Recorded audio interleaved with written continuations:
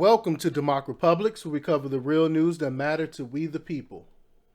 Whistleblower had no direct knowledge of Trump telephone call, just hearsay. The Daily Caller reports that the anonymous White House whistleblower suggesting President Donald Trump had an inappropriate conversation with a foreign power, now known to be Ukraine, reportedly made the claim based on hearsay. Fox News senior political analyst Britt Hume noted Saturday how CNN admitted that the political firestorm is all based on a whistleblower thought to be a White House intelligence agent with secondhand information. I'm going to stop right here for a minute and point out the obvious that this is utterly ridiculous that this whole thing got started on hearsay. This whole breaking news thing, Trump is working with Ukraine to try to get at Joe Biden and all this other stuff is all based on hearsay. And one of the main cases to be made here is that he's the president of the United States. He could talk to whoever he want to, with whomever he want to.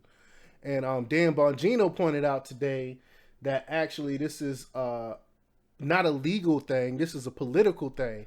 And I agree with that statement. This is definitely political. It's a political hit thing. It's nothing that President Trump did with communicating with Ukraine on corruption, which you will want your president to go in and look and have another country look into someone else's corruption, is not a legal thing. But Britt Hume put out a tweet and said, here's a new revelation in this article. The whistleblower complaint is based on hearsay. The whistleblower didn't have direct knowledge of the communication. An official briefed on the matter told CNN. The CNN story cited by Hume suggests it is hard to see how any of this ends well, but doesn't mention the whistleblower's precarious grip on his inside information until the reader is deep within the report.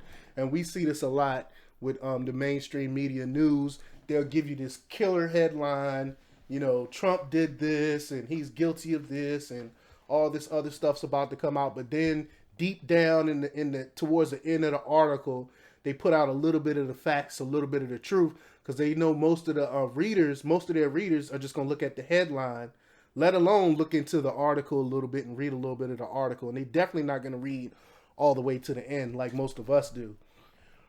But the article continues on. It says, the whistleblower didn't have direct knowledge of the communications. An official briefed on the matter told CNN. Instead, the whistleblower's concerns came in part from learning information that was not obtained during the course of their work. And those details have played a role in the administration's determination that the complaint didn't fit the reporting requirement under the intelligence whistleblower law, the official said.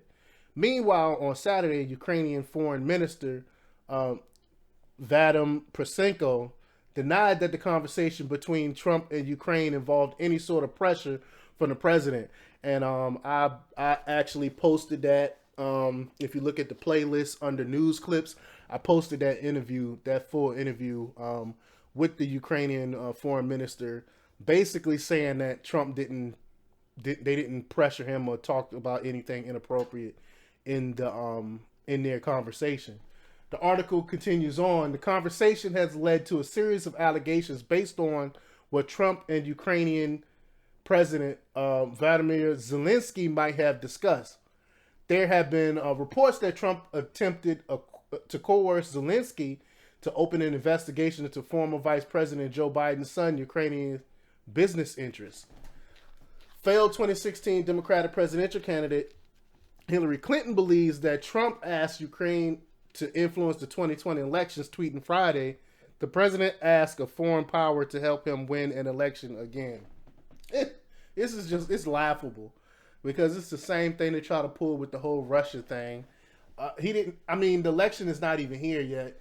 Biden is only a front runner. And how is this, by looking into corruption, how is this trying to influence an election? How about y'all not nominate people that's caught up in corrupting things? How about that?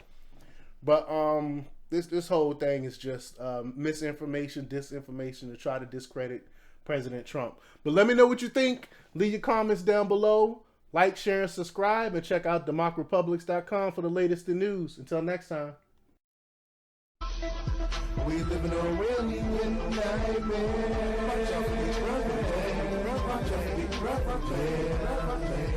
We live in a really nightmare.